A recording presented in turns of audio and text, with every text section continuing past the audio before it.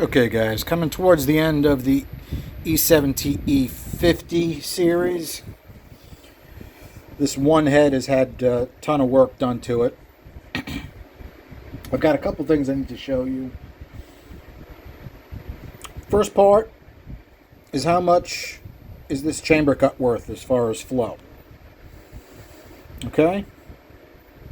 The other thing I did is I put a final exhaust, a valve job on the exhaust,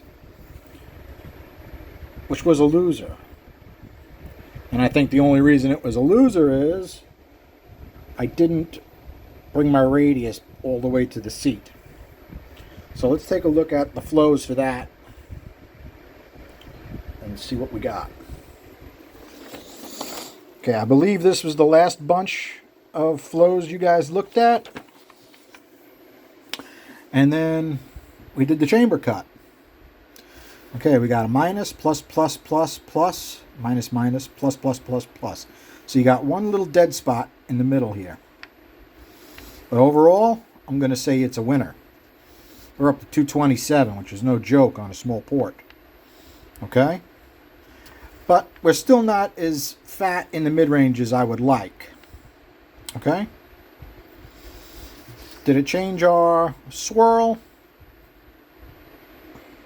A little, not a huge amount, right?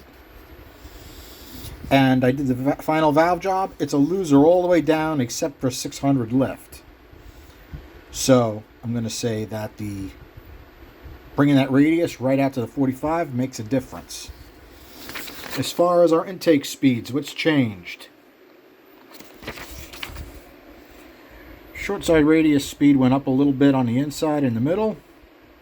And the center of the cylinder went up more in speed. Which if... So the center of the cylinder, this part of the bowl, got faster when this part was relieved. It's kind of interesting to figure out why. I'm not really sure why.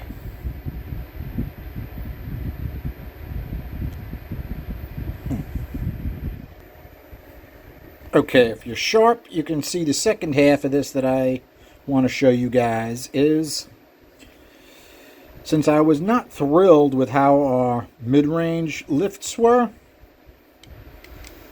I brought this out to a 194. So it's a 194 with a 50 degree. So we can compare these two. Take a look at how much we gained in the mid-range. I wrote the CFM gains over on the left. 12.2, 16.1, 15.9, 15, 9.4. Right in the meat of the curve. The bigger valve totally is worth it. The only negative we have is right here, 221, which over here we were getting 227. I'll take that loss for this huge gain bump in the middle. Now, the smart action would be to figure out why we dropped right there. It's turbulence on the short side radius, I'm sure. Because the short side radius, you can only do so much on an E7. You can only widen it so much. You can only knock it back so much. You can only lay it back a little bit. Okay? But, as of right now, this is pretty damn good. This is... with the size port it is, which was I ported it, it's 144 cc, which is about 6 cc smaller than the ones I did for DV. Now, somebody might say, why would you make the port smaller? Well, that's kind of the name of the game, guys. You want to get the most meat in your mid-range as you can with the smallest port. And it sure makes a difference how quiet it is on the bench, by the way. Right? This was definitely a win. The only thing I may change is, if you can see by the chamber here, I didn't quite bring it out to the gasket line, but the DV E7s that I have in stock were right out to that gasket line. I may change that, and I may take a touch more out of here. And then somebody's going to say, well, Charlie, you're losing compression when you do chamber work like that. And then I'm going to come back and say, Look at our chamber cut. Gain, gain, gain, gain, gain, minus, minus, gain, gain, gain, gain, gain. Does your compression go down with a bigger chamber if you're getting more flow through that chamber? Now, I've done that experiment in real life, and I'll take a cut chamber that flows better every single time. I don't have any dyno proof that shows it, but the DV-E7s that we had on the dyno test stomped a pair of Ford Racing aluminum GT40Xs, I think they were. They flowed like 270. And the E7s that I and DV did completely stomped them.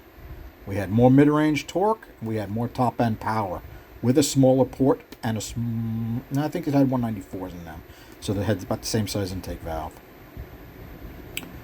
The DVs, I think he actually upped the intake valve size to 1.97 from the 1.94 that I had it cut for. So he changed the valve job a little bit. He may have also changed the degrees a little bit. He's a little shy on giving exactly what he did. All right, let's take a look at our swirl difference from this side over to this side. You notice anything, especially at the higher lifts?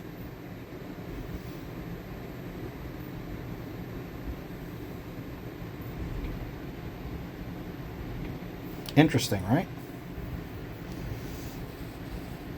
In reality, even at 150 lift, you really start picking up quite a bit more swirl.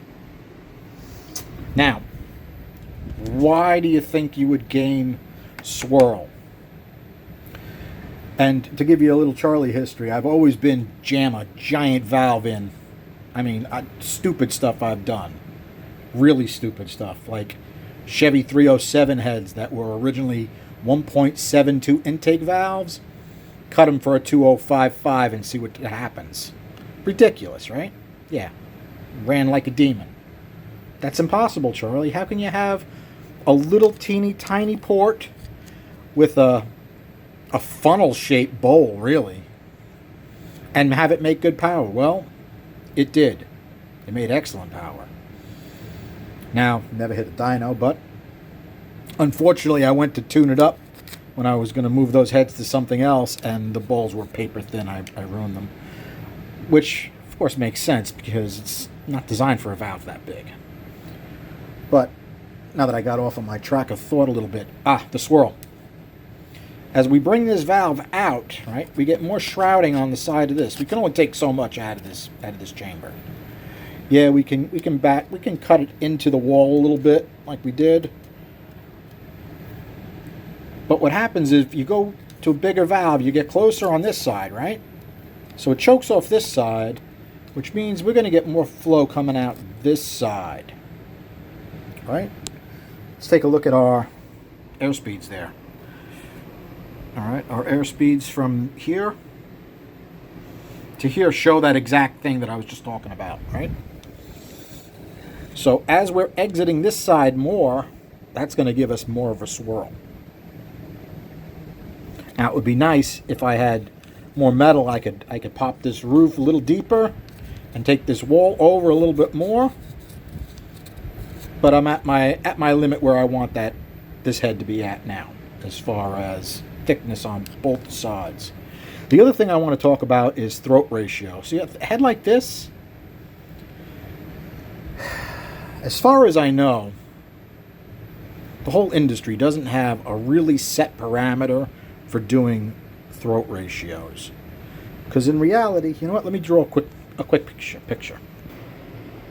All right, as usual, not perfect drawings, but let's take a quick look. A port where you were able to make the bowl larger than your throat, it's easy to measure your throat, right? Just go, it doesn't necessarily have to be under the third cut. It just needs to be the narrowest area. That's easy to do. Well, guess what? On the E7, especially if you go to a bigger valve like a 194, you don't have a distinctive throat at the bottom cut because the bowl keeps getting narrower as you go down. So where is the actual throat? It's a good question. I don't have an answer. Okay? I wish we could come to some kind of an agreement where we say, hey, it's the minimum size of the bowl. Doesn't matter where the throat is. But we'll have to figure that out together. Now, I did measure this. Let's take a look. Okay, I measured the exhaust port, which is a 51cc, which is tiny. I have to show you the just about finished exhaust port. Not that it looks tremendously different. It really doesn't. But I did cartridge roll it because I was not happy with the finish I was getting because it's such a small port, it's actually difficult to get a good finish that you really want on it. So I cartridge rolled it, which is very rare for me. All right, your 194, I measured a 1.72 inch throat. It's actually below the third cut a little bit. That comes up to an 88.6%. It may be different than the other ratios. Well, that's the only one that's 194. All right, your 1.6 was actually made a little bit bigger due to cartridge rolling and so forth. That's an 88%. Throat, which I think I did right at the bottom of the third cut, which is still there because I haven't blended it into the seat. So that exhaust is going to get a little more work because it was a loser, right? So we're going to work on that a little bit more. And the air speeds we got on the exhaust were pretty damn good. That port is moving air everywhere. Okay, let's take a look at that exhaust. Now, the only thing I'm going to change on this is I'm going to blend that third cut in. And to be honest, even though I said this was a final valve job, it didn't, it's not perfect. I'm going to have to work. I'm going to have to do some more on that. Alrighty. It really doesn't look tremendously different last time you've seen it, except I did take a cartridge roll to it. Makes it a little shiny and pretty. I know a lot of guys like that BS, but it really doesn't do anything for me. What I like about cartridge rolling is you can get rid of some of the lumps and bumps. You see how you still got a little bit of lumps and bumps in the center of that? Very difficult to get all that out on an E7 without going too deep. Maybe that's just me, but I'm not really going to worry about it because it still flows pretty damn good. You have to remember those flows are hanging right with those TFS high ports with a port that's almost 34 cc smaller. Now you have to realize that it's a high port, so that you gain cc on the port just from the shape of it, right? It's a longer port. But if you take a look at this, I mean, look at the distance between the bolts, and then look at the distance between the bolt holes on the TFS, right? The exit on that port was giant. Okay?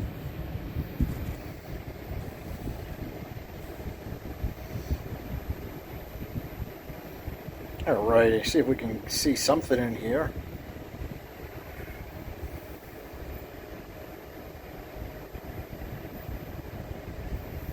Alright, just about where I want it. Okay, short side radius has been polished, it's been brought out as much as I like to bring it out. And yes, I definitely copied the GT40Ps as much as I could on these because shaping it like a GT40P port makes it work better. Alright, really doesn't look much different than last time you've seen it. But I think all I did was I went through and I cleaned it up a little bit more, put a little oil on it, and then I had to take the oil off to CC it. But this is pretty much the way it's going to be. And I'm pretty sure if I put these on the dyno next to the ones I sent DV, I'm pretty sure these would win at this point. Interesting thing. I mean, I know this exhaust port, even after the minuses, is quite a bit better than the ones I sent away to DV. And they didn't have any God Boss in them at all. That was all motor out. So I've definitely gotten better at my exhausts. I think I may do the chamber a little bit more on these, and then they're going to be probably about done. But still, we could hit the program and see what kind of power we got out of these. These are better than the ones that we did for Mikey's Mustang that made 435 horsepower on the program. These are quite a bit better. So, a couple of things to think about, guys. Thanks for hanging out. Have a good night.